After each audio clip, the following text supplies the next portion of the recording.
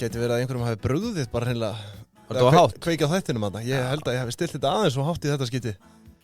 Kannski ég bara með heyrnartólun og hátt, ég veit það ekki.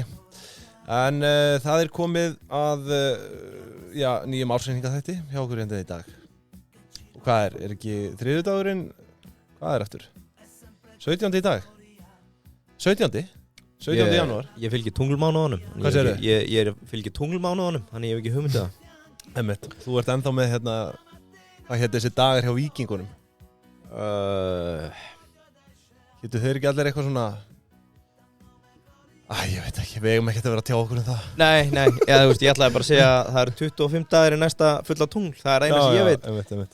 Það er svona það sem að keyrir mig áfram. Nákvæmlega. Herði, það er búst í dag. Vá, það liggur vel á okkur. Já, það er þetta er náttúrulega stærsta netverslun Norðurlanda. Já, fact. Og þar hvað?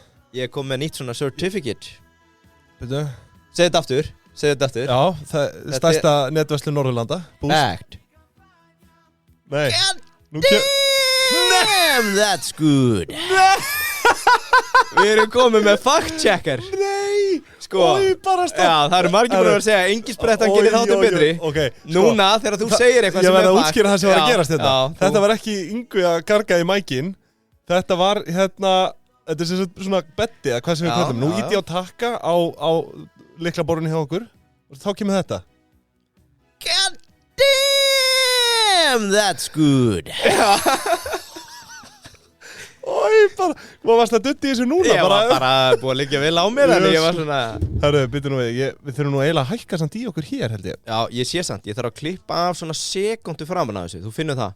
Já. En þú veist, eins og þú segir, þetta er stærsta netverslun Norðurlandana. Oh, god damn, that's good, segi ég bara. Já. Þannig að við megum búast við þessu alltaf þegar facts er hent hérna út, þegar staðreyndum er hent út. Já, svo er ég með reyndar eitt annað á þig þegar þú ert eitthvað að tjáða ebitu.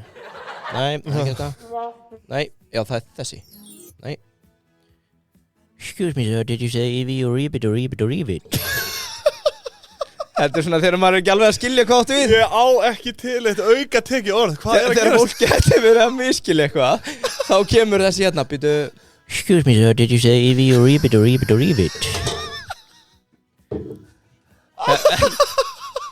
Þannig að þú verður að fara að passa þig. Ég er núna með betta.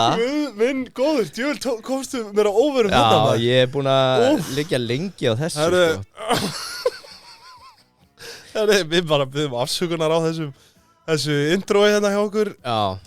Ég veit að þið hafi nú eflaust gaman að þessu. Lífið er ekki ásendingar. Einhverjir. Ég veit að Helgi Hermanns er að byrja að hlusta og hann segir bara, hvaða fokkin þvæla. En heyrðu, við erum hérna sjálfsögðu með samstagsaðila, það er Keldan sem er með okkur. Það er nú, þeir leika bara á alls 8 þessa dagana. Já. Við minnum að sjálfsögðu á kertafleitinguna sem verður í lok mánaðar. Já, akkurat. Fyrir alla þá sem eru á fjármálamarkaði ekki með Kodiak. En sömuleiðis Keldan, þetta er náttúrulega bara bjargvættur í rauninni. Já. Ég fer að velta oft fyrir mér hvað... Þetta er æðakerfi íslensks. Ef að Keldan, ef henni nyti ekki við, hvað værum við að gera þá? Ég veit það ekki. Bara svona yfirleitt, þetta eru skuldabréf, hlutabréf, gjaldeyrir, sjóðirnir allir, þú getur borið saman ávöxtun sjóða þarna alltaf á einu stað, sko. Já, akkurat. Þannig að ég velti í regla fyrir mér hvar maður væri stattur ef ekki væri fyrir Kelduna. Þú ert þá að tala um að bera saman neikvæð ávöxtun sjóðana. Já, neikvæð ávöxtun. Keldan heldur mönnum á tánum með það. Já. Nei, það er rétt. Ég veit ekki, ætli við værum ekki bara komin aftur í faxtækinu. Það er bara, ég veit ekki hvað heimurinn myndi hrynja. Ég segi það. En svo minnum við að sjálfsögðu á áskriftina. Það er kjörið fyrir vinnustæði og bara láta starfsmenn gefa þeim áskrift og geta að fara að dutta í ársreikningum, rafrænt og svona. Já, ég þarf líka, skjöl og... ég þarf að hrósa þeim eitt. Já. Við tökum nú oft Kitta og Lentsaran og Torsaran og fleiri og urðum yfir þá. Þeir standa sig ekki. Já. En það er nýtt hjá þeim núna. Ég var að kaupa gildandi skráning með raunverulegum eigendum, KYC pappíra fyrir eitt fyrirtæki. Þetta er ekki lengur PDF. Heldur ég skal bara sýna þér hérna. Þegar þú ítir á kaupa, þetta er inn á síðunni. Þeir eru búin að incorporata inn í Kelduna. Fáránlega þægilegt. Það er ekkert leiðilega heldur en að vera með PDF-skjöl út allt. Já, ég mynd, skemmtilegt. Þannig að ég held að Lentsaranum hafi dottið í hug. Þetta er bara frábær nýsköpun, segi ég. Já, þeir hætta aldrei. Nei, sömulegis Landsbankinn, það er vikubyrjunin og Hagsjáin. og við höfum nú rætt þetta áður með vikubyrjunina. Bara ef þú vilt vera með allt á hreinu í byrjun viku. Já. Hvað að gerast? Hvað að fara að gerast í vikunni? Þá það þetta toppurinn. Og ef þú vilt fræðast... það náttúrulega bara einn hlutur sem skiptir máli þessa dagana. Fokkin verðbólgan. Já, láttu mig þekki það. Og við bíðum eftir unnu. Já. Það fer nú að styttast í stýrivaxtafund sem verður í febrúar. Aldrei veit að við verðum á vaktinni í föstudagskaffinu, hvað það var þar. Akkurat. Það ekki ólíklegt að ég muni láta mér heyra þar. En svo það auðvitað Hagsjáin líka. Bara ef að fólk vil fá útskýringu á einhverjum kannski örlítið flóknari fjármálafyrirbærum. Útskýra á mannamáli, þá Hagsjáin alveg kjörinn fyrir það. Akkurat. Það postlistarnir hjá Landsbankanum, landsbankin.is/postlistar. Mælum eindregið með því. Hagsjáin, vikubyrjun. Heyriði. Let's go. Ok, boost.com. Sko, það hefur nú dálítið verið í deglunni undanfarið. Það er kannski 2 ár síðan ég heyrði þessu fyrst. Boost? Já, og það væntanlega bara helst í hendur við þeirra innkomu á íslenska markað. Já. Og einhverju hafa nú séð þessar auglýsingar frá þeim. It's a passion, it's a beauty. Já, þú ert ekki hrifinn af því? Nei, ég finnst það alveg hundleiðilegar auglýsingar, sko. Já. En enga síður, flott nær vel til fólks. Og sorry. Hafa gert mjög vel með markaðssetningu, sko. Við varum dett í hug. Við erum að hugsa smá nýsköpun, að gera brackets, þar sem við erum að kjósa milli fyrirtækja. Skulum segja sem minnst. Já. Eigum við að gera svoleiðis á milli leiðilegra auglýsinga. Getur ekki Boost. Atlandsolíu. Þá þurftum við eiginlega að fá bara svona tillögur. Hvað eru fleiri leiðilegar auglýsingar? Já, við þurftum að fá bara tillögur inn á... Já, bara hvað eru leiðilegustu auglýsingar sem er á Íslandi? Einhver segir þegar þið eru að auglýsa í pingjunni, það geti verið þarna. Ég veit, væri það gott að byrja með eitthvað svona pingjustaðal, ekki eitthvað svona besta. Bara versta auglýsing. Akkurat. Já, það verður skemmtilegt. En sko, svo er náttúrulega líka, einhverjir hafa nú verið að sjá landsleikina. Og þar er Boost komið framan á. Já. Þar er Boost fremst á meðal jafningja í auglýsingunum hjá þeim. Sko, vandamál hinna, þau eru bara allstaðar. Þau eru bara að taka yfir hennar markað. Já. Ég fór víða með öll til að fá upplýsingar. Ég er með upplýsingar eignarhald hérna heima á félögum sem tekjast þeim. Upplýsingar eignarhald þarna úti. Já. Ég er búinn að tala við fagmenn í faginu. Já. Lærið það, fagmenn í faginu. Lært fræðifólk. Ég talaði við pípara. Já. En hann gæti ekki laga klóstíðan inni, þannig að hann hafði ekkert annað að segja. Spurði hann ekkert út í Boost eða? En sko, Boost er bara að koma, sjá og sigra. Já, klálega. Ég held að það sé alveg bara liggi augum uppi að þegar að, nú er ég bara að henda fram sögusögnum. Já. Ég hef mér þess að heyrt að því að fólk er að mæti búðir hérna á Íslandi, máta fötin til að sjá stærðina, svo fer það bara heim, kaupir ekki flíkina í búðinni hérna á Íslandi. Pantar hann á Boost. Fær hann á, nokkrum dögum. Á ég að koma með persónulega sögu? Já, takk. Já, þú ert nú búin að vera endun í að fattaskapin eitthvað undanferðið. Komin hérna í Ledo og... Ledo, já, eins og ég sagði, það var náttúrulega hluti af nýjársmarkmiðin að vera meira woke og að vera í nýjum fötum með hluta því. En ég fór sérst á, heitir þetta ekki bara afsláttar hinna, janúari fyrra, þegar þessi mesta afsláttir eru. Já, bara ég hérna bara röltum í hverfisverslunni minni, Smáralind, og gengin í ónefnda búð. Verslun, já, ég bara kaup maðurinn á mínu hotni, það er Smáralind, kaup frúin. Já, ég veit. Kauparinn. Já, kauparinn. Já, við megum ekki... Já, nú er þetta ekki orðið kaupmaður lengur, þetta er kaupari. Já, kauparinn á hotninu. Þótt ég hefði vilja gefa frúnni kredit þarna, en það er tap á því. Geng hann inn í búð, sem er með J. Lindbergh. Já.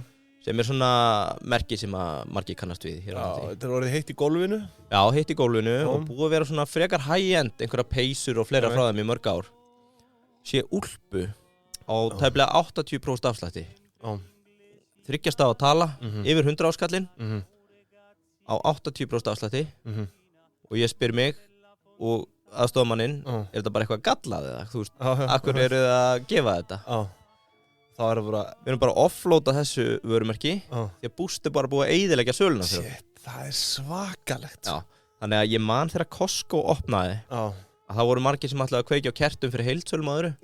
Það raunverulega þarf í dag að kveikja á kertum fyrir íslenskum verslunum sem að halda á sömu vörumerkjum á Boost. Eina sem þú getur gert núna í samkeppni við þá er annarkvort bara að búa til eigið vörumerki eða að keppa food traffic sem í rauninni ekki einu sinni nóg út af því sem að þú ert að segja. Það verður rosalega áhugavert að fylgjast með aukning, eða sko bara tekið samdrætti hjá þessum helstu verslunarkeðjum á Íslandi, fataverslunarkeðjum. En þetta segir okkur líka eitt og annað álagningu hérna heima. Já, ég dreipi nú aðeins á því hérna í þessu. Ég veit að bíða allir mókspenntir eftir álagningatölum dagsins, sko. Já, frá Boost. Já. En sko já, með þetta merki og markasetningu og þetta náttúrulega búið að vera einhvern veginn alltumlíkjandi þetta bara þessar auglýsingar þarna hjá þeim og hugsaði núna í janúar og annað og svo núna framan á búningnum sko. Handboltinn, Billboard, Google, Facebook. Já, þetta er bara út um allt. Og þeir hálfutan svo við ákveðum að taka á fyrir núna til að gefa þeim frí spán sko. Okkur fannst þetta svona eðlilegt líka í ljósi að það var reyndar við vorum og vinsla var hafin á þættinum þegar að þeir sko í rauninni gefa út Q4 2022. Þeir gáfu reyndar ekki út sko árshlutareikningin heldur bara svona tilkynningu. Árshlutareikningurinn kemur ekki fyrir í febrúar, þannig að ég mun ekki hafa hann að leiðaljósi eðlilega því að hann er ekki til opinberlega. Nei, akkurat. En já, ég held að hvernig eigum að skipta þessu? Heyrðu, og ég ekki bara að taka. Það er reyndar eitt með Boost, ég verð að viðurkenna að ég hef aldrei verslað þar. Nei, það er líka annað. Ég pússaði Boost. Ég pússaði Boost þennan þátt. Ég vildi fá hann. Út af því að ég panta á Boost á þriðjudegi og ég á komið með þetta í hendurnar á 5. Það er ruglað. Það er gjörsamlega ruglað. Hvernig í fokkanum fer fyrirtæki í Svíþjóð í Malmö. Malmö, sagði ég. Ég veit það, já. Að ég delivera innan við 2 dögum. Þetta er bara orðið svo, ég segjum innan við 72 sólarhringum. Þessi aðfangakeðja er bara orðin. Já, þú veist, það eru íslenska vefverslanir sem ráðu ekki við að shipa á innan við 2 dögum. Nei. Sennilega þeir eru ekki Gorilla, en ég meina, þetta segir bara svo margt operationið hjá Boost. Á ég að taka smá recap. Værum til í svona smá sögu á þessu. Boost. Þetta er sem sagt þeytingur eða samblanda oftast af skyri og ávöxtum en orðið mjög vinsælt að bæta við hnetusmjöri, súkkulaði. Já, erum að fara í það. Já, ég var að miskilja þetta. Já, en sko, málið er ástæðan fyrir hendi þessu minn. Ég heyrði frá hinnu legendi að galdunum við gott hlaðvarp í dag er að sé alltaf einn brandari fyrir miðaldra. Já. Og þetta var svona Einmitt. Það er bara þakka fyrir þennan, kannski klöppum eða hlægjum bara. Svo góður. Sko, ok, 2007 stofnað af fjárfestum BZT Fashion AB. Markmiðið var semst að búa til svona einhvers konar hugbúnaðar hús sem átt að outsourca rekstri fyrir verslanir. Kann eiginlega ekki betri skýring á því. Þetta er svona eitthvað sem að kemur inn og átt að sinna vefverslunum fyrir hinn ýmis vörumerki. Ég samt sá fyrir mér að þetta væri einhvers konar bara svona vefverslunar svona eins og Myndó var að gera. Þú veist, eitthvað þannig, einhver svona Gæti verið. Hvað heitir þetta eins og Kringlan, bara verslunarmiðstöð? Já, það sem ég varð áskynja fyrir utan þetta er einmitt sko þetta sé að hjálpa verslunum sem voru ekki með vefverslun að vera með vefverslun og þeir myndu sjá það. Og nafni Boost réttilega á myndrænt að ekki myndrænt heldur þá að tákgrænt að vera þessi möguleiki á að boosta sölu hjá þínu vörumerki on the line. Það er Boost. Já, þessi online. Já, online. Á internetinu. Já, akkurat. Sko, 2011 Enter the Matrix, Hermann Haraldsson. Ok, já. Þetta er Íslendingur. Þekkjum eitthvað til hans. Já, sem hafði í rauninni verið með annan fótinn erlendis meir og minna frá því að hann var 14 ára. Búinn að búa 40 ár í Danmörku. Nota bene. Sko, ég ætla eiginlega bara að segja það strax. Ef þið viljið vita meir manninn, googlið bara frétt eftir Helga Vífil á fréttablaðinu og hann fer yfir alla sína sögu. Þetta er mjög áhugavert það sem ég gæði verið að gera. Það er samt vert að minnast á það af hverju hann fer út í þetta. Honum er sagt upp sem var ekki framkvæmdastjóra Brøndby. Jú, það er aðeins áður. Já. Ok, tökum bara söguna hans. Já, bara örstutt. Því að það er mjög áhugaverður punktur. Hann var framkvæmdastjóri Brøndby sem er eitt af stærri fótboltaliðum eða íþróttaliðum bara í Danmörku. Já, og hafa meðal hans verið með liðheldi í meistaradeild Evrópu og fleira svona start og stutt í gegnum árin. Og hann var stuðningsmaður. Drauma liðans, hann ráðan sem framkvæmdastjóri og rekinn á 16 mánuðum. Honum og eigandanum lendi minni með saman með ákveðna hugmyndafræði og hann fer á Mount Everest held ég eftir það til þess að hugsa sinn gang, kemur tilbaka, vill vinna einhverju. Ég veit marga svona minna hostile staði en Mount Everest til að hugsa sinn gang. En þú veist, hann var orðinn proper chefi fyrir þetta. Já. Sko, hann átti fyrirtæki sem hann seldi upp úr 2000, eitthvað svona auglýsinga laust og ráðinn sem forstjóri þar og fyrir acquisitions, þannig að kaupi sinn í Noreg og Danmörku og fleira. En undir lokin áður en hann fyrir þetta þá átti hann auglýsingastofu held ég, sem hann hafði ekkert gaman að vera í. En allan hann endar þarna í að það er vísisjóður sem nálgast hann 2010. Við erum að stíga inn í fjárfestingu sem að stefna í ógöngur. Það er BZT Fashion og þar lýsir hann því að það hafi verið 5 manna hugbúnaða fyrirtæki sem var búið að útvísa eiginlega öllum verkefnum til annar landa og voru þá að sinna þessari þjónustu væntanlega fyrir hvað getur við sagt, bara búðir sem voru ekki með vefverslanir. Hann tók sér til og bjóð til eigið teymi. Gerði eitt helviti sniðut. Skottaðist í Magazine du Nord. Ef þú manst eftir því. Kannustu það. Já, sem eins og stærsta í Danaveldi, búð. Og ákveður bara að herma eftir vöruframbóðinu þeirra, nema að vera fyrsti með það á netið. Þannig, og hann segir þetta opinskátt í viðtali. Hann fó bara, market research, þeim gengur vel út til að selja þessa vörur. Best að gera það sama á netinu. 2012, Enter the Matrix. Íslendingur of all Íslendingar Jón fucking Björnsson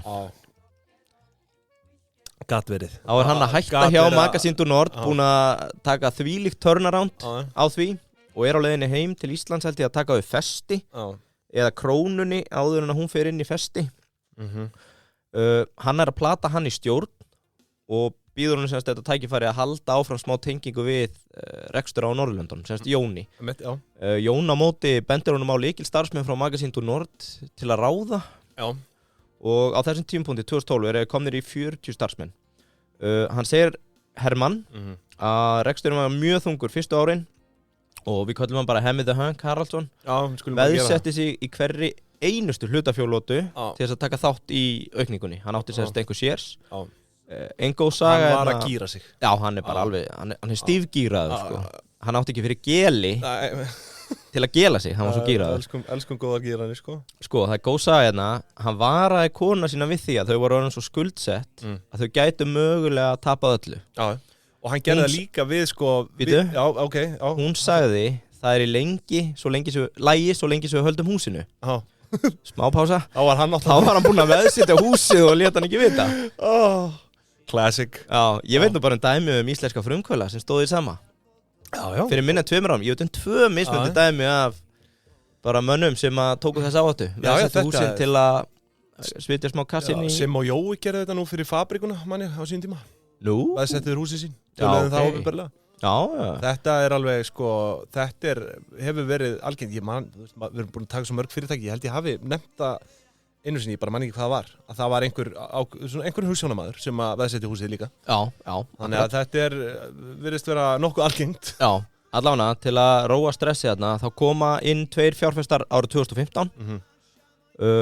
Árið seinna, 16-17, svona á því bili, þá vilja 2 aðrir vísisjóðir fara út úr sinni fjárfestingu og þá tekin ákvörðun að fara á markað. Þeir byrja að skila hagnaði þetta ár, 2016. Þannig að þú sér þetta tekur 9 ár. Skrítin tími til að fara út, sko. Að byrja að skila hagnaði. Já, þú veist, kannski eru þetta gæðinni sem komu fyrst inn og eru bara orðinir alveg dauðþreyttir á að liggja þarna inni. Það fylgir sögunni. Hann átti að þessum tímapunkti 23% í búst, Hermann. Hann er áhugavert, mjög áhugaverð maður. Hann búinn að gefa út að hann ætlar að hætta þegar að fyrir að hægja á vexti. Þegar að fyrir að hægja á vexti? Já, þú veist, hann bara búinn að segja að þú veist, hann bara núna í aksjóni að vaksa. Þegar að fyrir að hægjast á, þá veit hann bara að það komið tími fyrir hann til að fara í eitthvað annað verkefni. Hann þetta svona nettur adrenalínfíkill, held ég. Það samt ákveðin bílun að segja þetta, sko, því að vöxturinn búinn að vera svo gífurlegur, sko. Hann bara að hægjast á. Þegar að fyrir að hægjast á. Ég held hún meinir þegar að fyrir að draga saman. Nei, ég er með fréttina hérna, bara hann segir þegar að fara að hægjast á vexti, þá ætlar hann að hætta. Það svo galið að segja að hægjast á vexti, því að þú veist, þú ert samt að vaksa, en það bara verið að hægjast á vexti. Þú veist, hann vill örugglega 2 staða tölu. Við förum nánar yfir þetta eftir. En þú veist, 23% tekjuvöxtur milli ára, eins og horfir á einhver svona boring companies. Hann ekki þar. Nei, einmitt. Þannig skil ég hann. En þetta fréttina, ég skal senda fréttina. Hann vill bara hraða, veltu og vöxt beint í æð. Hann ennir ekkert að fylgja neinu verðlagi. Hann bara, það bara vöxtur. Herru, tökum aðeins með rekstramódelið. Þú fer kannski aðeins í IPO-ið, hvað búin að vaksa tekjulega séð. Ég hef ekkert skúpað tekjurnar. Það hefur komið fram í kynningunum og hjá honum sjálfum. Það búið að margborga sig að þeir fóru í massífa róbótavæðingu. Já. Og þeir eru einnig með stærðarhagkvæmi sem skila sér í lægri sendingakostnaði og betri verðum. Þetta sjáum við bara á því að versla við þá. Þeir eru bara með eiginlega bestu verðin. Lagerinn hjá þeim í dag, 70.000 fermetrar. Já. Hvað var IKEA í Kauptúni? Húsið var 26.000. Já, 26.000. 21 til 26.000. Það er okkur greinda á þetta með þetta. Þú gæti basically bara tekið Kauptúnið, allir þeir fermetrar, þrefaldaða. Já, og þá ertu með búst. Eitt sturlað, ef þeir væri ekki með rótbótana, þá þyrfti lagerinn hjá þeim að vera 400 til 500.000 fermetrar. Ímyndaðir þarna, þegar menn fara næst setja businessplanið og að fjárfesta í róbótum, þeir geta gert ráð fyrir lægri fjárfestingu í fermetrum. Klárlega, já það bara segir sér sjálft. Þeir hósta það liggur ekki jafn lengi á þessu og bara strauja þessu út. 7 miljón vörur á lager sem komast fyrir. Ég sá hérna sem dæmi 2021 ASOS flutt inn 70.000 sendingar til Íslands. Já, árið hvað sagðirðu? 2021. 21, ok. Hvað var það árið? Mögulega fyrir 2020. Þetta úr viðtalinu við Hermann. Hann að segja að hann vissi að þeir væri með 70 sendingar. Okay.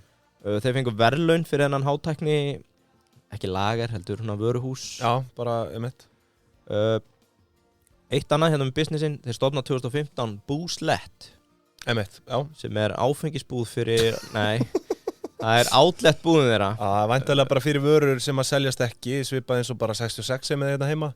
Já, bara við þekkjum bara outlet. Við þekkjum þetta bara. Þú kannski útskýra outlet fyrir okkur? Nei, okay. Ég held að flesti þekki það nú. Já, þar alltaf 70% afsláttur á allt að 900 vörumerkjum. Já. Nokkri galdrar, verð, complete control, algjör svona low cost taker og svo distribution. Lokum, bara eitt, ég fór í smá market research. Á ekki bara hendi þessu núna, á ekki bara klára mig af. Ekki ef það er verðmat. Sko, nei, þetta í litlu vinna fyrir austan. Það kemur í lokin. Fyrir austan Miklubrautina kalla álagspróf íslenskar áhrifavalda. Því að þeir vinna mikið með verslunum og eins og veist, þá meðalgreind áhrifavalda oft sett í samhengi við þeyting. Mikið af hráefnum en lítið af substans. Við erum áhrifavaldar. Ég veit það. Mikið af hráefnum, lítill substans. En sko, þetta gengur út á, álagspróf gengur út á hversu auðvelt að leysa kassitt ef þú færð inneign hjá þeim sem þú ert auglýsa fyrir. Álagspróf íslenskar áhrifavalda. Og ég er hérna með smá benchmark frá Social Shepherd það hvað skiptir máli fyrir netverslanir. 53% aðspurða. Veistu hvað það sem skiptir langmestu máli í online commerce í dag? Nei. Free delivery. Já. Bara langstæst. Alla kannanir sem ég fann og í þessari Social Shepherd sem ég styð mig við 53% af free delivery skiptir máli. 41% coupons eða afslættir. Í þriðja sæti reviews. Fjórða, að sé auðvelt að skila. Já, einmitt. Það er ástæðan fyrir að ég hef oft veigrað mér því ég hef einu sinni keypt. Það er sturlað að skila hjá Boozt. Ég hef bara einu sinni skilað, þú veist, keypt mér flík erlendis frá. Það voru jakkaföt. Já. Allt of þröng á mig, sko. Þannig að ég ætla að skila þeim og þetta var bara, ég vissi ekki, þú veist, ekkert upplýsingaflæði og ég var bara fann að ringja út og þú veist, þetta var bara eitthvað mesta vesen sem ég lenti í, sko. Á ég að koma með fjárfestingaráðgjöf sem er stórhættuleg og enginn ætti að taka mark á. Já. Ef þú ert ekki fagfjárfestir og langar að gambla með gengið, taka stöðu í sænskri eða annað á þess að borga bankaþóknun. Keypt á Boozt fyrir svona 300-400, 500 skall. Þetta er þetta sikk ráðgjöf, sko. Já, og seldu, eða bara fáðu svo delivery og þeir... Gengið er orðið þér hagstætt. Já. Já, þú veist, þetta er bara staðan. God damn, that's good. Já, þarna. Klárum þetta, sko, það er auðvelt að skila, það er þægilegt kaupferli, það er next day delivery, loyalty og í síðasta sæti að vörur og séu umhverfisvænar, góð komment á social media og greiðslu dreifing. Sko, einn eftir móli, 80% af öllum shopping carts eru skilin eftir tóm, vissir það? Herru, ég tók hérna mynd af Boozt. Já, þess að 80% af fólki setur eitthvað í shopping cart en kaupir það ekki. Já. Sko, ég tók mynd af Boozt til þess að setja Boozt í samhengi við þennan lista. Og þetta er sturlað. Strax í ferlinni þegar þú kemur inn á Boozt, þá veistu að þú fær free delivery eða það er panta meira en 69 eurur. þessi 10 skall, þeir voru á tímabili að bjóða Íslandi fyrir 1500 kall eða meira. Ok, sick. Tjekka strax í fyrsta benchmarkið. Verð er sett með afslætti og sparnaður reiknaður hérna. Ertu að sjá þetta? Já, ég tók eftir þessu. Hérna standa afhendingaskilmálar þar fyrir neðan og við hliðina á stendur hvað er auðvelt að skila á 30 daga skilafrestur. Þetta er nefnilega, þetta er það sem vantar sko. Þau fokkin negla þetta kaupferli, það er sturlað að versla með þeim. Heyrðu, ég fór hérna, ef að kíkja nokkra Íslandinga, fóru nokkra vefverslanir. Já, reviews. Já, tökum hérna bíp. Já. Sér þetta? Hvað sagði? Þú sér þessa mynd. Það er ekkert free delivery, afslætti, reviews, skilafrest í kaupferlinu. Þetta er íslensk vefverslun, stór. Já. Til að komast og klára dæmi, þá þarf þetta að hafa rafræn skilríki. Já, nei, það gengur. Það er eins og að díla við banka eða ríkistofnun. Það gengur ekki sko. Æ. Það er alveg síðasta sort sko. Og sko, þegar þú ert komin í það, býttu, what? Er ég að fara að gefa þér kennitöluna mína og fleira, bara til að geta keypt? Að þá kemur fram að þá fyrir vildapunta á mögulegan einhver ótrúlega afslutkjör. Bíp, ekki með neitt. Þú sér þetta? Og svo bíp, stendur hérna útsala. Athugið, útsalan gildir ekki í vefverslun. Því ekki snillingar. Það er ekki hægt. Þetta er bara Ísland er að hríðfalla á þessu prófi. Nú eru margir verslunarrekendur sem að hlusta á okkur. Já, það var einn sem sagði eftir síðasta þátt. Þið tveir eru svo heimskir. Nú, hver sagði það? Bara eftir IKEA-þáttinn. Þegar vorum að tala um körfuna og speilin og giffen. Að við séum svo heimskir að vera að láta þetta allt í ljós. Já, að við séum að gefa þetta allt frýtt. Hann sagði, fyrsta sem ég gerði, ég fór og keypti 4 körfur og hendi einhverju drastlíðar og ég er að fara að selja fyrir 5-6 milljónur á ári og því að þið sögðu sama núna, það er einhver með vefverslun að fara að hugsa, já ok, það setja afhendingaskilmála. Já, þú veist bara, ef þú ert með vefverslun, þá er þetta bara eitthvað sem þú þarft að taka með það, því að Boost er bara að gera þetta vel, bara til fyrirmyndar. Þetta er ekkert keypt auglýsinga eða neitt svoleiðis, sko. Já, bara skilabóð til Íslendinga, ef þið ætli að vera í samkeppni. Við erum bara hérna til að bæta gott rekstrarumhverfi, sko. Já, bara kalla þér fáutar og heimskingja. Heyrðu, lokum. Hvaðan eru þið og hvert eru þið að fara og allt það? Það er í gangi og hvert er ég komin. Kunnáttum aðeins að sagði mig, þetta er bara eins og The Mall of Malmö sem ég opni í Glæsibæ. Þeir mæta. Beidu? Mall of Malmö er bara eins og Mall of America. Já, en þið opna í Glæsibæ? Já, bara þú veist, þú ert bara að fá 90.000 vöru flokka í fokkin Glæsibæ, en þú gerir það á netinu. Já. Á meðan að ASOS er meira eins og stórmarkaður í Grimsby sem var að opna í Garði. Þetta er bara, þetta er ekki lengur sexy. Sko, það eru 3 tengingar sem eru nefndar fyrir því að Boost sé bara komið til landsins og kom. A. Íslenskur eigandi. B. Markasetning. Það var draumur hjá honum heilengi að opna á Íslandi. Þú veist, bara allan hennan tíma. Já. Og fyrst það tók 10 ár. Já. Íslenskur eigandi, markasetning. Og 3. Það sem er alveg stórkostlegt í þessu ferli, tengi ekki við drop. Þeir eru með A. Fjárfestingu í drop, sem að ég veit ekki hvort það kom fram. Kemur allan fram í reports. Já. Og drop er einfallega orðið það góður í þessu að það er bara stórkostlegt að versla við Boost. Það var samt nefndur einn akkilesarhæll því að drop er í hættulegri stöðu. Og þú hefur nú örugglega heyrt úr þínu vinahópi Don't get high on your own supply. Já. Við fyrir austan erum ekki hrifin á svona dópista viðlíkingum og það er yfirleitt sagt ekki drekka baðvatnið. Skilur hvað ég á við? Sko, tökum bara dæmi. Þú ert að nálgast metrinn í hæð og byrja að fara í bað. Leður komið ökla dýft í ylvolgu vatni. Hvað gerir þú? Þú byrjar á að pissa í vatni. Pissar í baðvatni. Okay. Þetta er bara fakt sem foreldrar þekkja. Ef þú vilt halda því fram. Þetta er bara fakt sem foreldrar þekkja. Okay. Bara leið og guttinn stendur í baðinu. Smá ylvolgur hérna upp á ökla. Vellur út. Öðru lagi, þú leggst í þetta vatn og baða þig. Úrst umlögin eigin gerlum þvægi og öðru. Við segjum fyrir austan, ekki drekka baðvatni. Og það er verið að benda á þarna að Boost gæti verið að drekka baðvatni. Að hvað leiti þá? Bara ekki baða því í sama vatni og þú stendur í, sko. Don't get high on your own supply. Þú skilur það kannski betur. Já, en þú veist, ég er bara ennar en áttamaður hvað þú ert að segja þetta. Hættu þessu. God damn, that's good. Og hvað, þú veist... Loka statistik? Nei, útskjöðu það.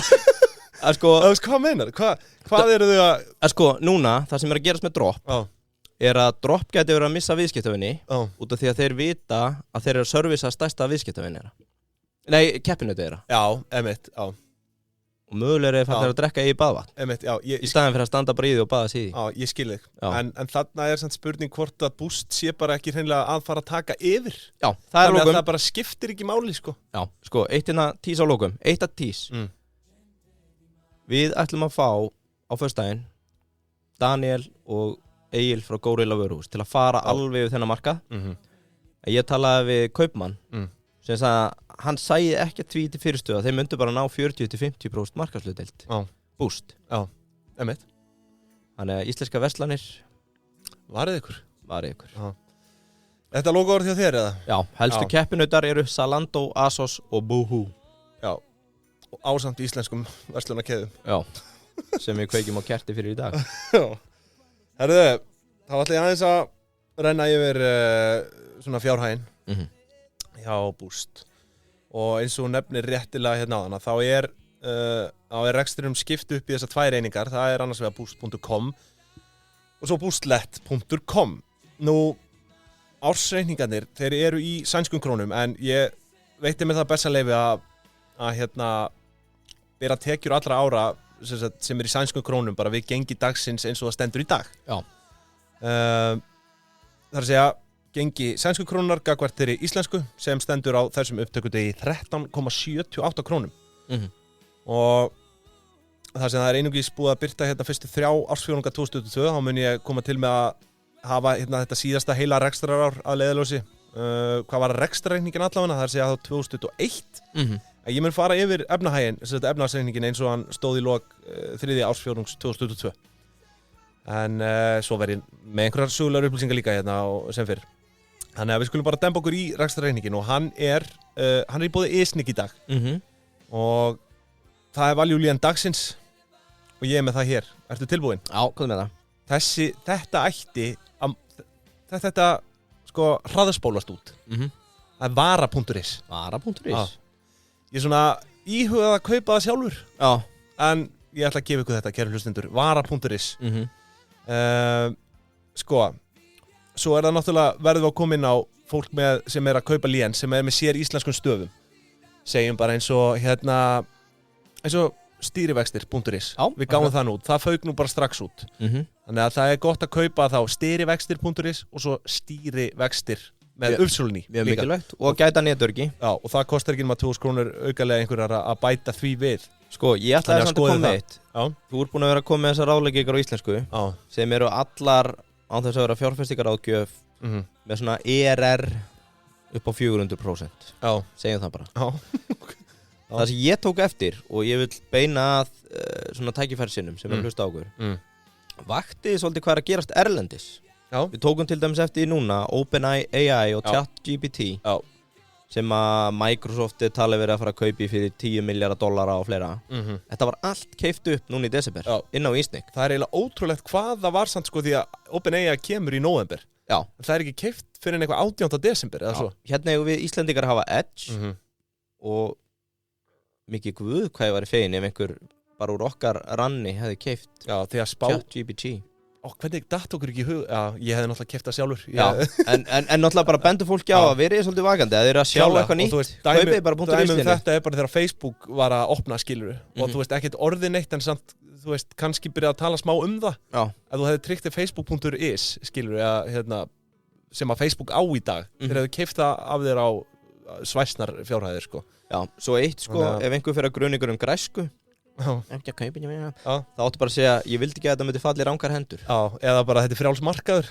Já, eða það. Já, bara isnic.is finna ykkur lén og svo er náttúrulega bara auðvitað verðt að minnast á það því eldri sem að lén verða því verðmættir að verða þau. Þannig ekki vera að selja frá þér, ekki vera að segja upp léni sko sem að þú ert kannski búin að eiga í 20 ár því að það getur verið svona hagræðing, þú veist, leitavélar og svona, leita upp í eldri lén. Þannig að í staðan fyrir að segja þau upp, reyndu þá frekar að selja það. Rétt. Herðu, ok, rekstrarreikningur. Byrjum á tekjunum sem fyrr og Komdu með þetta á sænsku? Nei, ég ætla ekki að gera það. Og ef við byrjum á því að fara aðeins aftur í tíman, þá má sjá að það er búið að vera sko frekar stabíl en jafnframt sko aggressífur vöxtur, ætla ég að segja. Já, bara helgið það. Milli ára. Þetta er sko 2015 11,3 miljardar, 2016 19,2, það árið sem þeir fóru á markað. Já.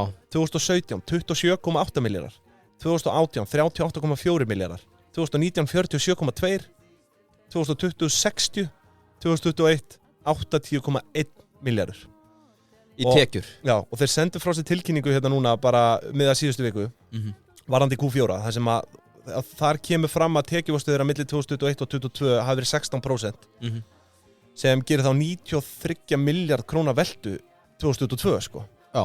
Þannig að, sko, á milli 2015 og 2022 er fyrirtæki að auka tekjur sínar 725%, sem eru auðvitað stórbrotin árangur. Já, hann ekkert að fara að labba burt strax.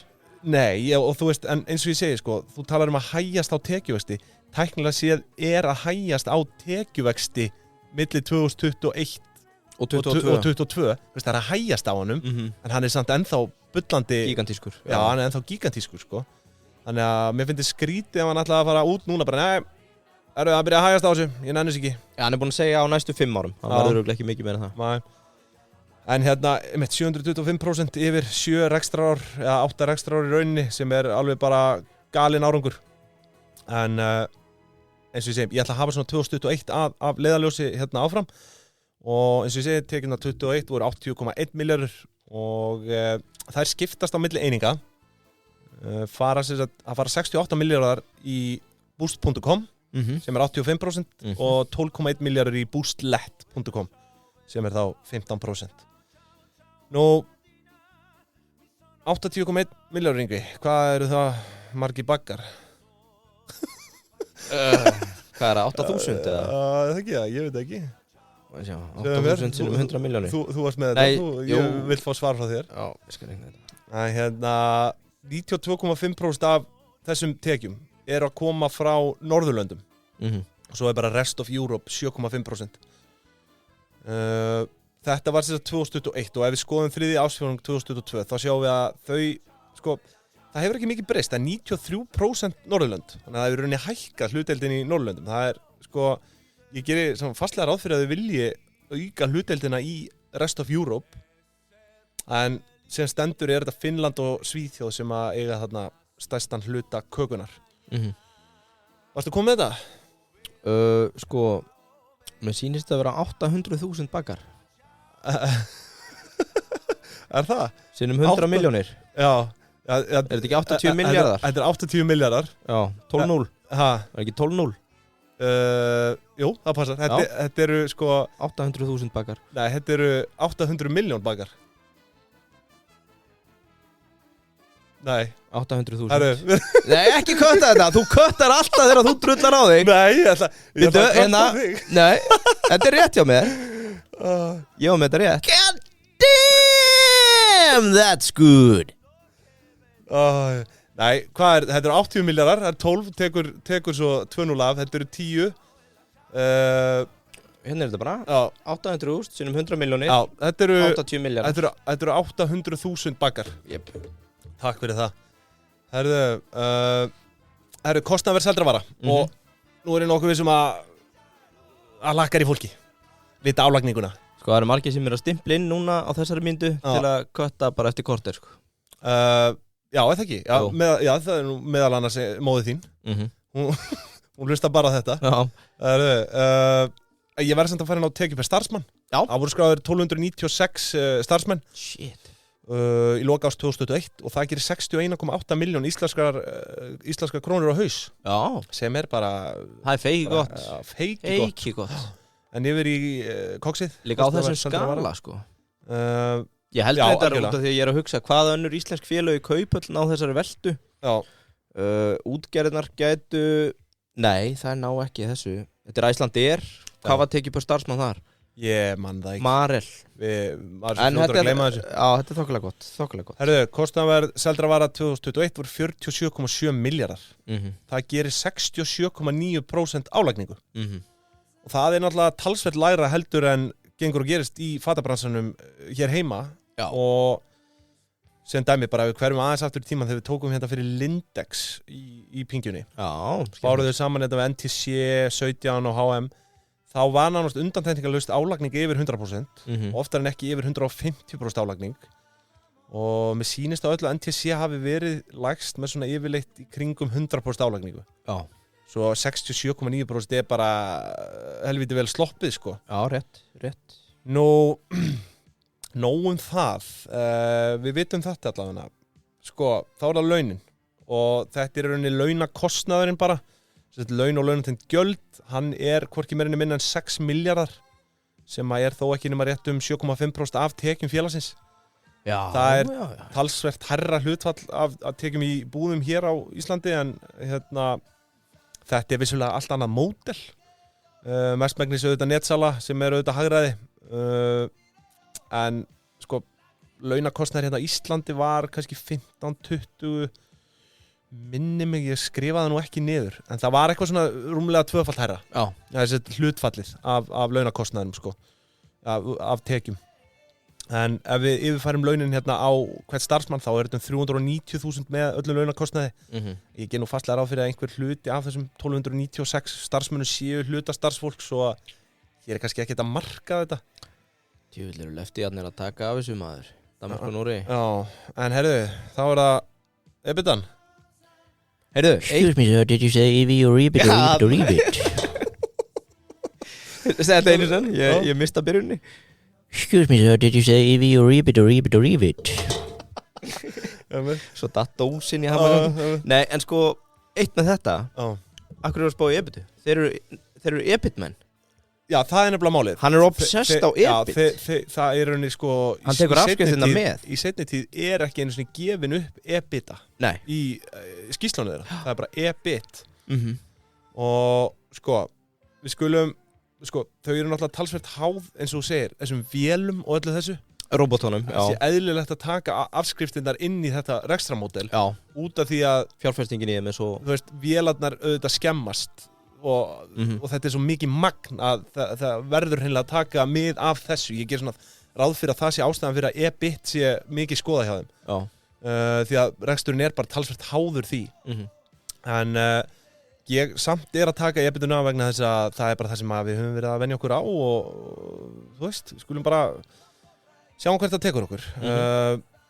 EBITan rúmlega 5,9 milljarðar sem 7,4% hlutfall. EBITDA framlegð oft kölluð. Þetta hæsta EBITan þeirra frá upphafi og hún var nú lengi vel neikvæð en hefur svona síðustu ár verið á blúsandi siglingu. Nú, þessi kostnaðarliðir sem reiknar eru fyrir EBITuna þetta kostnaðarverð seldra vara, launakostnaður og svo annar rekstrakostnaður. Hér það sem kallast external cost sem í rauninni þeirra næststærsti útgjaldaliður eftir kostnaðarverð seldra vara. Hann telur 20,5 milljarð og það kemur rauninni hvergi skýrt fram hvað fellur þar undir en ég nokkuð vissum að þarna undir falli svo kallaður þessi fulfillment cost sem sem sagt bara kostnaður við að koma vöru frá lager og heim til fólks og þú veist þessi keðja sko. Sömuleiðis gerir ráð fyrir að markaðskostnaður sé inn í þessu líka.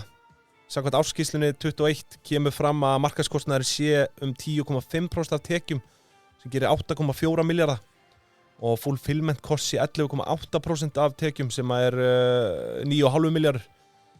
Þannig að þú sér það að eitthvað kostnar að reka þetta sko. Já, þetta ekki litlar tölur sem þú ert að dreipa á hérna. Ég segi það, en herðu, nógum það, förum beint bara yfir í afkomuna og þar að ræða hagnað. Það hagnaður upp á 2,7 milljarða íslenskra króna sem 3,4% hlutfall.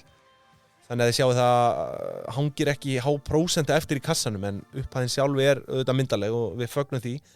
Þetta þeirra besti árangur í afkomu, en þau hafa verið að hagnast samfleytt núna frá 2018.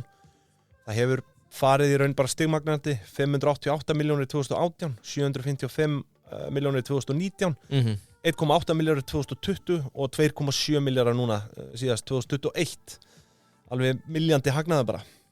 En það engin arður. Nei, það svo ekki að sjá, hvorki á sjóðstreymis nýja eiginfjárhæfiliti. Ég sá það líka bara á einhverju síðu, dividend payout ratio var eiginlega bara 0. Ég sömuleiðis kíkti einmitt á arðgreiðslusögu þeirra á öllum þessum helstu fjármálasíðum og þar sagan bara tóm. Svo þau hafa ekki ennþá verið að pumpa neinu út, enda í rauninni þetta bara, þú veist, þetta, eins og við segjum, þetta bara bullandi vaxtafyrirtæki sem stendur, þú veist, aggressíft vaxtafyrirtæki. Já, hann er aggressífur, sko. Já, og þú veist, ég held að það væntanlega á döfinni hjá þeim að fara gleðja hluthafa með einhvers konar umbun, einhvers konar ölmusu. Sko, það annað líka át að því við tölum hagnaðin.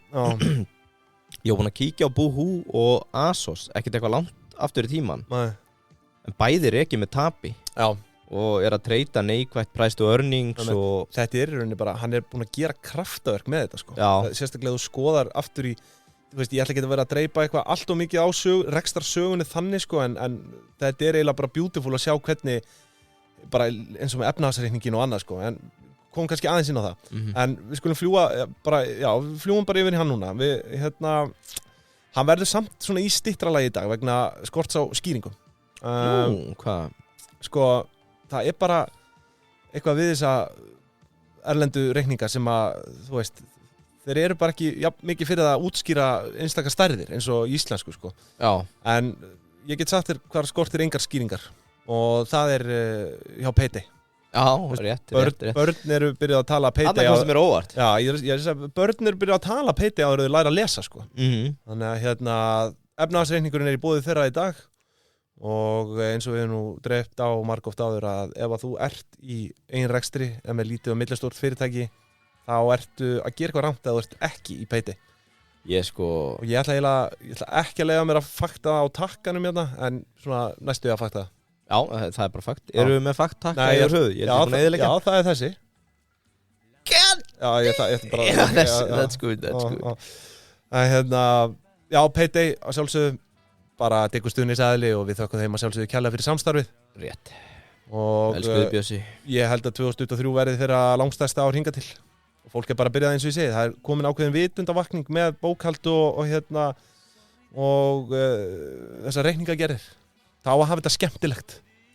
Það bara lífið og stutt til að vera með leiðilegt svona forrit, sko. Veist hvað mest að fjörum mitt þess dagana? Nei. Fann á payday.is og sjá hvað eru að bæta við þessi mörgum gúnnum á viku. Já. Og hugsa hvað hneggjar í Bjössa. Já. Þetta eru 3248 fyrirtæki sem nota Payday. Svakalegt, sko. Einhvers staðar heyrði ég að það væri 14.000 virk fyrirtæki á Íslandi. Já.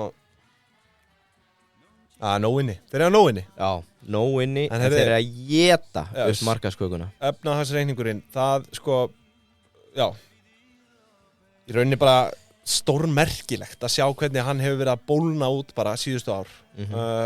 Heildareignir eru standa í lok þriðja ársfjórðungs 2022 í 73,9 milljörðum króna. Og þú veist, þau hafa þrefaldast rúmlega frá 2018. Svo þetta eignirnar. Þetta bara ótrúlegt, sko. Og skulum bara kíkja á hvað leynist þetta. Byrjum á fastafjármunum. Þeir standi í 25,6 milljörðum. Og eins og ég segi, ég heldur ósáttur með lélega skýringar á efnahagsreikningunum. Og eins og ég segi, þessar erlendu skýrslur eru yfirleitt talsvert svona nákvæmir en þessar íslensku í svona presentation á tölunum og þannig. Já. En bara hvergi talað einhverja svona stærðir, hvað þýðir þetta og hvað að gerast einhverja svona undirliðir. Ekki nógu sáttur með það. En byrja eins og hvað með hvað? Hvað segirðu? Bara eins og hvað? Nei, bara eins og getur séð bara allt leigu skuldbindingar þar. Já, þú veist þannig það. En þarna stendur bara right of use assets og það bara hvergi útskýrt hvaða nákvæmlega, hvað þessi leigu skuldbinding eða leigu Ætli að sé í sænsku reikningunum? Já, mögulega, ég veit það ekki. En allavega, stærstur hluti í fastafjármunum machinery and equipment sem bara þýðing á, þú veist, vélartæki, áhöld og annað búnaður eða eitthvað álíka. Og eins og þú nefndir, eru búin að vera í gríðalegum fjárfestingum í þessari vélvæðingu. Og það á bókfæri verið 11,2 milljarðar króna í þessum það sem kallast bara rekstrarfjármunir, sko. Sem svakalegt, sko. Því næst eru það leigueignir, þessar right of use assets fyrir 6,4 milljarða. Eins og ég segi, hvergi skilgreinda nánar. Nú, svo eru það þessar óefnislegu eignir eins og viðskiptavild, 4,1 milljarður, vörumerki, 1,3 milljarður og svo setuðu web platform sem þá væntanlega bara vefsíðan þeirra og sölukerfið og annað bara sem helst í hendur með það. Það metið í bókunum á 2,2 milljarða. Svo er kannski rétt að minnast á að þau hafa verið að ráðast í alls konar fjárfestingar, meðal annars einmitt, eins og þú segir, Drop hérna á Íslandi. Svo árið 2021 keyptu hérna 2/3 hluta í dönsku fatafyrirtæki sem heitir Rosemunde fyrir sko einhverja 3,1 milljarða með sýnist það, allavega enterprise value var einhver 4,6 milljarðar og með að við séu að kaupa 2/3 hluta þá er þetta 3,1 milljarður. Þannig að hérna þau eru búin að vera í léttu acquisition. Þetta er bara svona eitt af þeim fyrirtækjum. Var að þeir séu sá að er keypt á 7,5 sinum EBIT? Já. Skemmtilegt. Já, þau keyptu það og eru í rauninni hafa rétt á að kaupa restina, 1/3 sem eftir stendur í fyrra eignahaldi á sama EBIT 7,5. Já. EV to EBIT á 7,5. Akkurat, skemmtilegt. Sem er það er svona uppsett fyrir seljandur að halda áfram og hækka EBIT til þess að fá hærra verð. Ég segi það. Nú herrið, þá er það veltufjármunir og þeir standi 48,3 milljörðum og hvað myndir þú, Yngvi, halda að vera svona hæst undir veltufjármunum fatafyrirtækis? Lager? Já, það eru byrðir. Og hvað maður að vera segur í þessu gíski. Já, þú ert alltaf með svo mikla útúrsnúninga. Þú ert ég næ aldrei að gíska á neitt hjá þér, þú ert bara með eitthvað rugl. Nei, verð ekki með þetta. Þetta er svona, hvað setur mikið að desilítur út í þetta? Eitthvað svona álíka vitleysu, sko. Já. Svo lengi séð það á við, þá finnst mér rétt að koma í loftið. Þú ert alltaf með þessar myndlíkingar.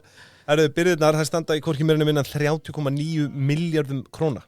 30,9 miljardar. Það er náttúrulega alveg hrottalegt byrðarhald og því eru þetta kjörið að líta yfir velturhraðan og ja, Stefán Staðalinn, kalla hann það?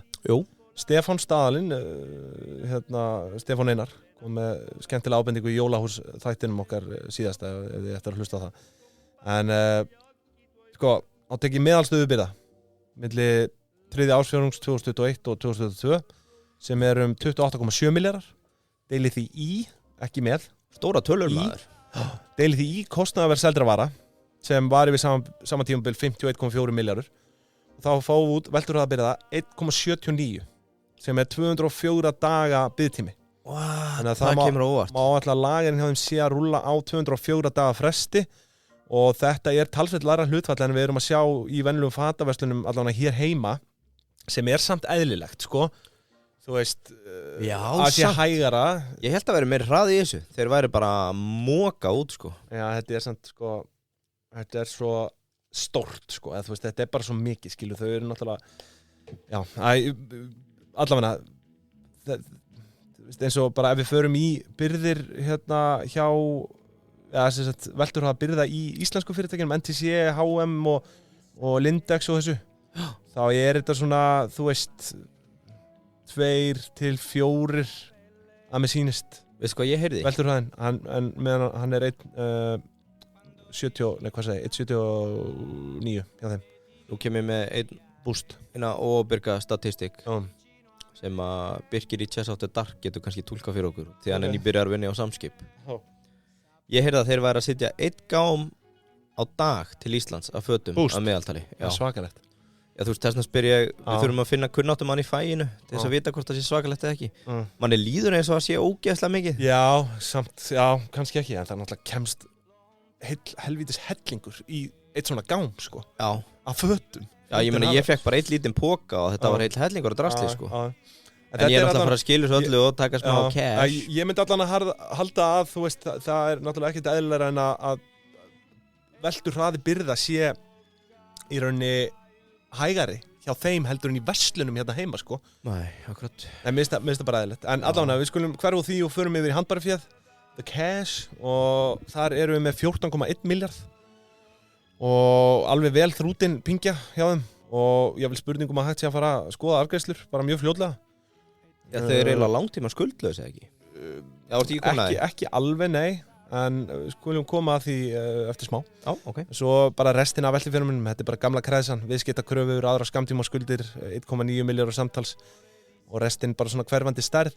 Nú, þá förum við skuldirnar, langtíma skuldirnar eru 11,2 milljarðar tæpar og það er aðalega þessar leiguskuldbindingar og svo vaxtaberandi skuldir, þau að skulda til lánstíma 5,3 milljarði í vaxtaberandi skuldir. Já.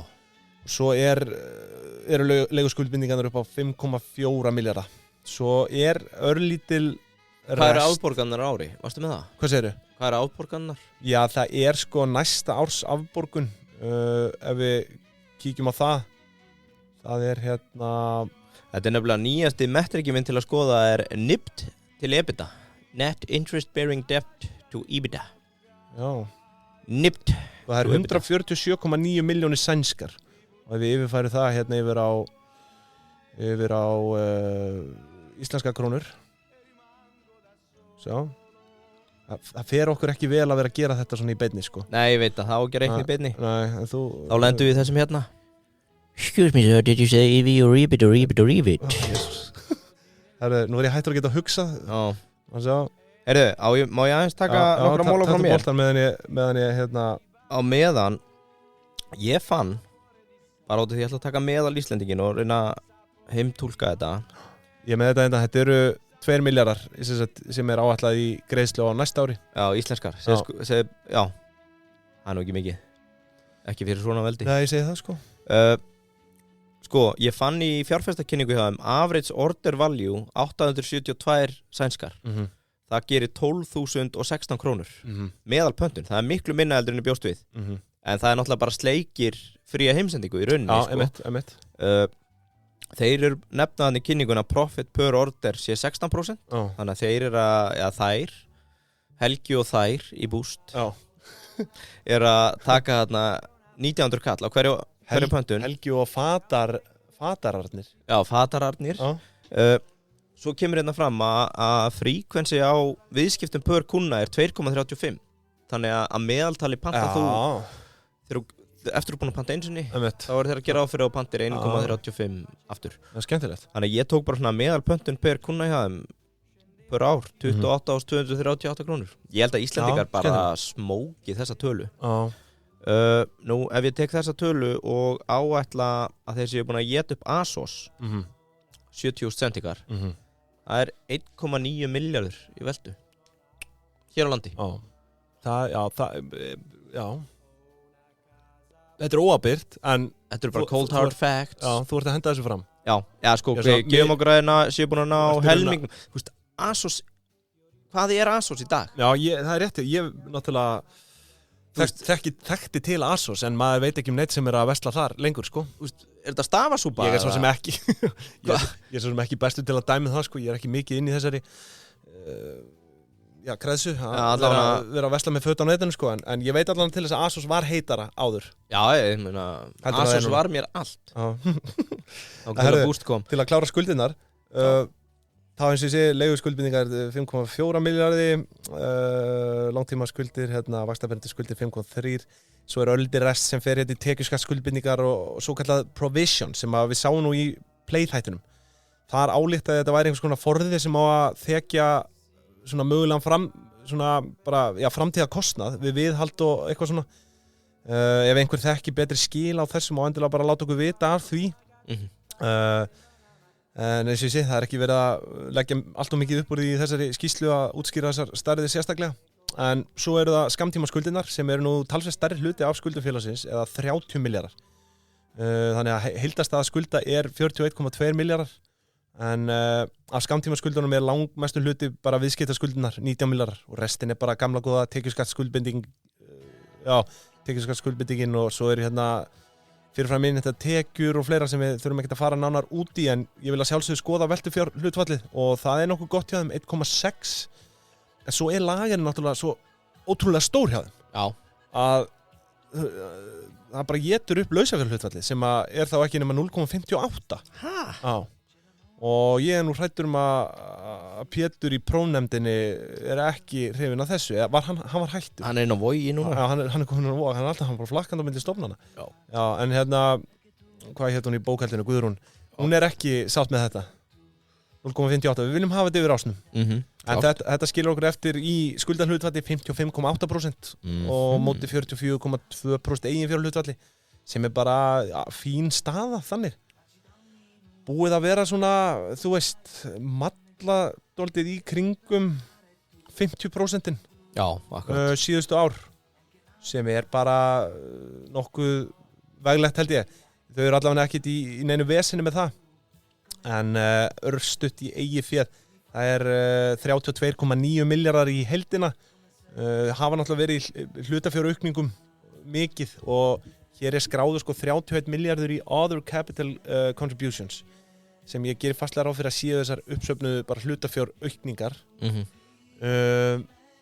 svo óráðstafað eigið féð fyrir 1,4 milljarð og þannig nú það og bara svona til að draga þetta aðeins saman eftir þessa yfirferð þau eru náttúrulega dálítið tróðin af byrðum, eðlilega veist, það ekki vandamál hjá þeim en það vissulega kemur dálítið niður á lausafjárhlutfallinu en reksturinn og eins og ég búin að vera að segja bara í gegnum allan þáttina þetta náttúrulega bara stórkostlið, þetta í rauninni kraftaverk og sérstaklega eftir að lesi líka söguna sko, hann tekur við hann 2010 Þetta rauninni stórkostlegt hvað hann búin að gera á 12 árum Boost náttúrulega stofnað 2007 hann tekur við 2010 og hann rauninni, kannski fylgdi ekki sögunni á þér hann rekur lætur alla flakka bara endurskipulegu fyrirtækið Já, eða þú veist og ræður til sín einhverja vini Já, það var kannski það sem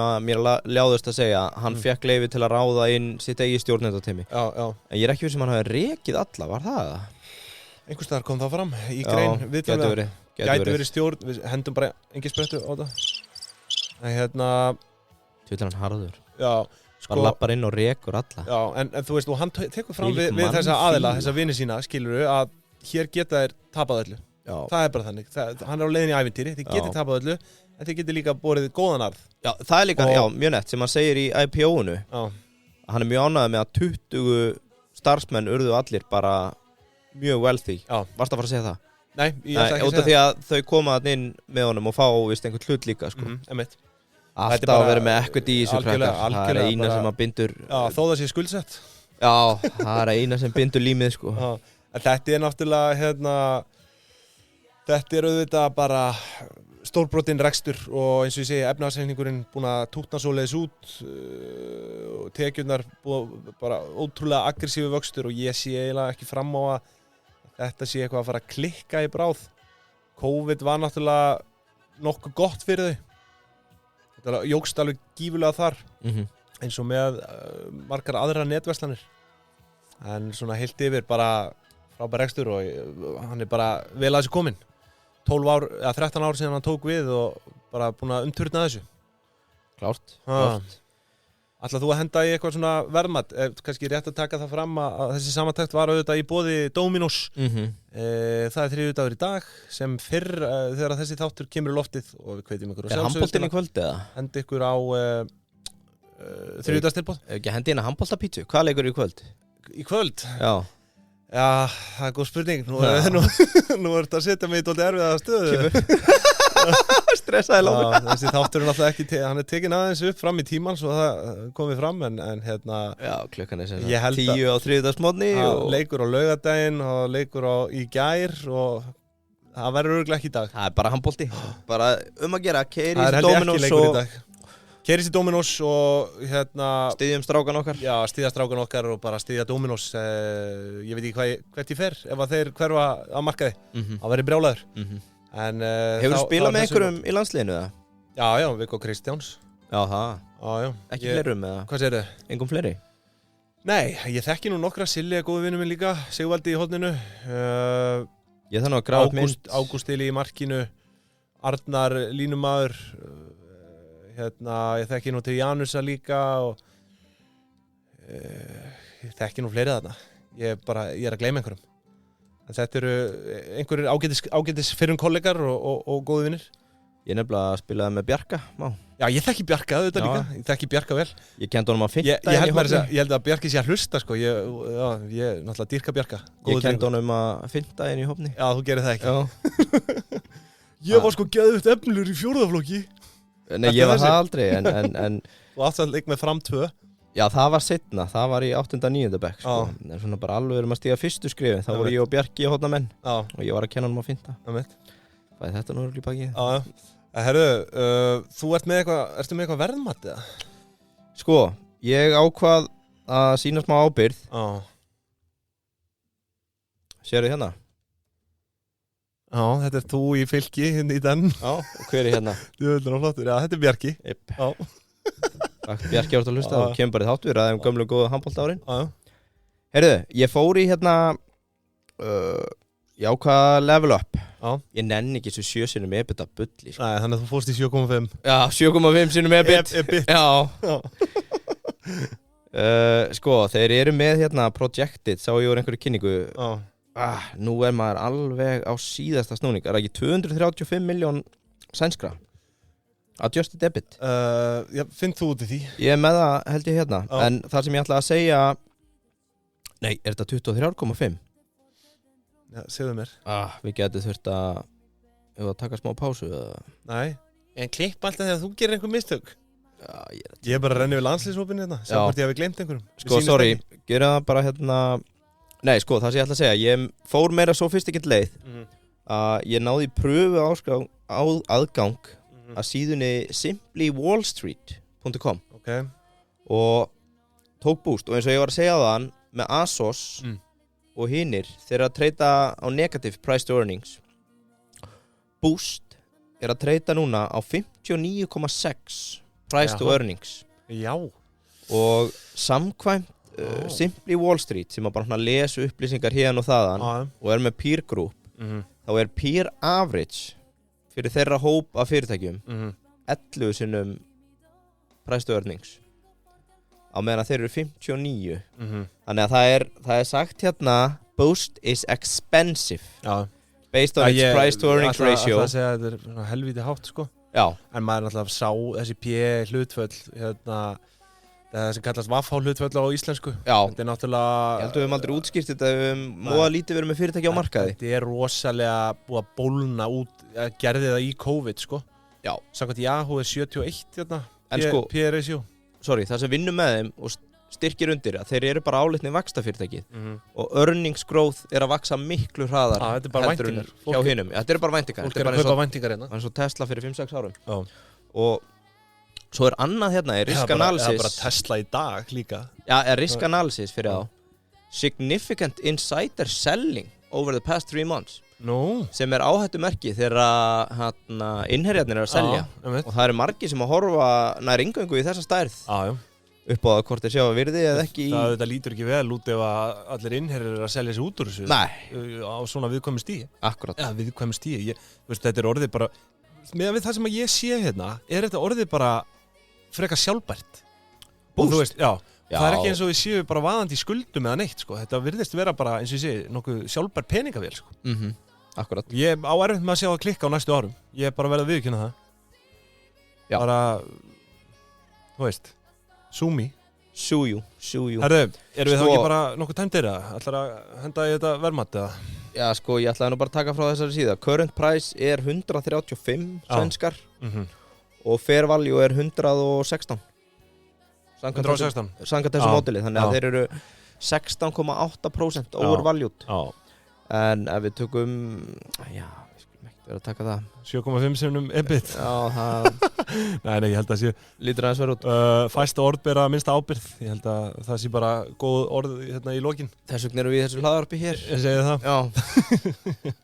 Herriði, þá þökkum við bara kærlega fyrir okkur í dag. Við verðum aftur með okkur í föstudagskaffinu á föstudaginn. Eigið frábæra viku og ef þú ætlar að vera launþegi ársins á þínu vinnustað.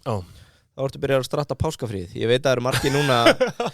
Nú fara að vera að keppast Já, nú sko, bara það borgar sér að hlusta á pingjuna og verður proper launþegi og skottastu núna indi mannustjónan sig yfir mannsins og segja, það er alltaf mánudag, þriðjudag, miðvikudagur, páska, ég var kannski hérna, ég var ekki sem átti tenni Það eru þetta briljant strategía. Já, þannig að... Við veitum ykkur til að fara að huga mjög snemma á páskunum núna. Já, og áfram Ísland. Áfram Ísland, segjum það.